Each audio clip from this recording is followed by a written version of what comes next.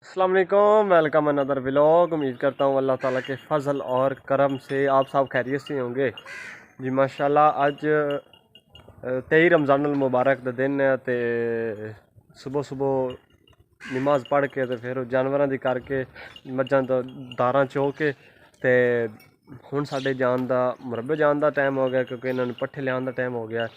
तो अज का व्लॉग के इस यार कट्टी दी माँ वेची है कल, तो जिंदी वजह तो ये बड़ी परेशान है। सुबह सुबह इंदे माँ इनू माँ के थले पाने का टाइम होंगे, उस टाइम ये बड़ा ना रिंगदी है, आवाज़ देंदी कि मेरी वालदा तो तुसें भेज दी है।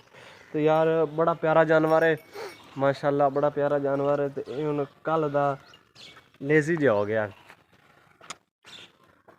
बड़ा प्यारा जानवर है माशाल्लाह।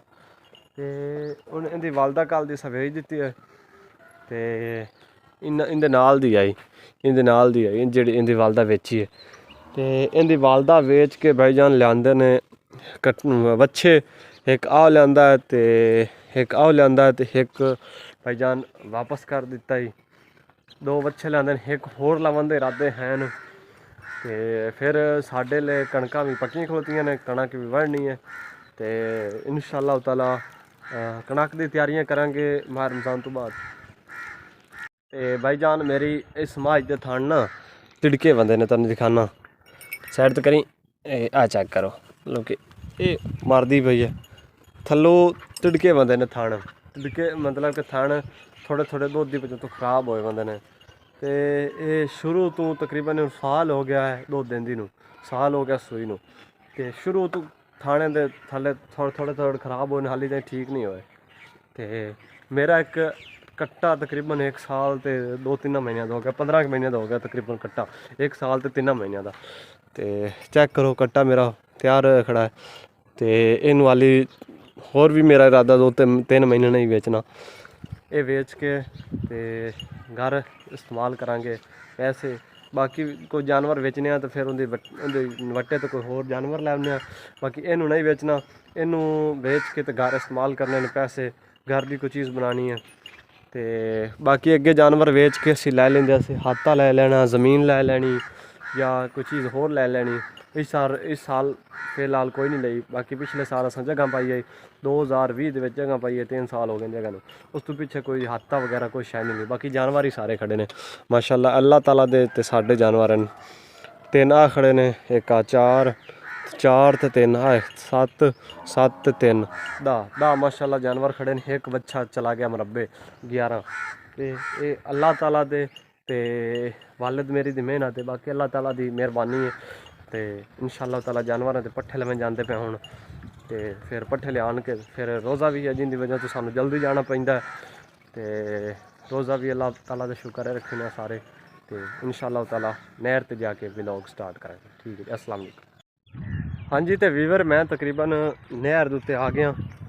तो कुछ वीवर सोच रहे होने ने कि हर दफ़ा नहर दी रस्ते तो क्यों जाता है या नहर ते व्लॉग क्यों बनाता है। तो मेरे भाई इसकी ये वजह है कि साड़ी ज़मीन नहर के करीब पैंदी है, तकरीबन इस रस्ते ते जाना बिल्कुल नज़दीक पैंदी है, जिसकी वजह तो सानू नहर ते जाना पैंदा है। एक दूसरा रीजन कि इस साइड ते लोग कम आते जाते हैं, जिसकी वजह तो व्लॉग बनाना आसान होता है, क्योंकि लोगों दिमाग कंसैप्ट बिठाना बड़ा मुश्किल होता है, लोगों को समझाना बड़ा मुश्किल होता है। सब तो मुश्किल होता है लोगों को समझाना, लोगों के दिमाग ने कोई अच्छा जो कंसैप्ट बिठाना, तो लोगों को फेस करना मुश्किल होता है। जिंदी वजह तो मैनू फिर व्लॉग बनाने वास्ते ये रस्ता अख्तियार करना पैंदा है। तो इहदे उत्ते तकरीबन रश कम होता, जिंदे व्लॉग बनाना बड़ा आसान होता है। तो मैं मुरब्बे जा रहा, मुरब्बा उन्होंने कहते हैं जिंदे साड़ी ज़मीन हो, जिते पट्ठे जानवरों के वड्डे जाए या जानवर बदे जाए, उन्होंने मुरब्बा कहते हैं। तो मैं पहुँच के रात व्लॉग बनाने जी। मुरब्बे आके तो सब तो पहले काम होता है कि जना मेरे पिछे तुहानू रेड़ी तो उनके नाल आली तो फिर पली नज़र आ रही होनी है। सब तो पहले जी आली रेड़ी तो ला के पलियां दे पा के ते या सिर ते या मोढियां ते चा के तो फिर उत्थे ज़मीन दे साढ़े अपनी तकरीबन इंदे विच उत्थे चा के ते इस कस्सी तो टप के पानी चलता पाया, तो इंदे तो टप के इस बन्ने ते जाके तो फिर ਉਹ ਅੱਗੇ ਸਾਟਿਆ ਹੋਣੀ ਤਕਰੀਬਨ ਆ ਡਾਰੀ ਦੇ ਚਾਚੇ ਦੀ ਡਾਰੀ ਦੇ ਨਾਲ ਕਰਕੇ ਉਹ ਅੱਗੇ ਕਰਕੇ ਸਾਟਿਆ ਹੋਣੀ ਤੇ ਰੋਜ਼ਾ ਵੀ ਰੱਖਣਾ ਸਾਰਾ ਦਿਨ ਕੰਮ ਵੀ ਕਰਨਾ ਤੇ ਇਹ ਭਾਈजान ਇਹ ਜਿਹੜੇ एसी ਤੇ ਬਹਿਣ ਵਾਲੇ रोज़े नहीं रखते ना ये उन्होंने मूँह उत्ते एक तमाचा है क्योंकि ये मेरे भाई नाराज़ नहीं होना क्योंकि तुस एसी ते बह के रोज़े नहीं रखते हो तो अल्लाह ताला तुहानू हिदायत दे असीं सारा दिन पिंडां वाले माशाअल्लाह काम करने फिर भी रोज़ा नहीं छड्डना रोज़ा लाजमी रखना है क्योंकि एक रोज़ा ही है जो राह हिदायत दिंदा है ते मुश्किल वक्त तुहानू अल्लाह ताला कामयाबी देसी अगर जो लोग कामयाब होना चाहते हैं वो